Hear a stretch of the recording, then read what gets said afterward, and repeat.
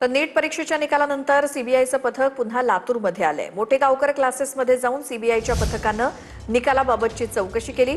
नीट paper leak प्रकरणातील संशयित विद्यार्थ्यांबाबत CBI माहिती घेत आहे। याचा आढावा आमच्या प्रतिनिधीने घेतलाय, बघूयात। नीट परीक्षेच्या निकालानंतर लातूरमध्ये विद्यार्थ्यांचा जल्लोष पाहायला मिळालेला होता आणि त्यानंतर क्लासेस एरियामध्ये जर आपण पाहिलं तर सीबीआयची एंट्री झालेली आहे।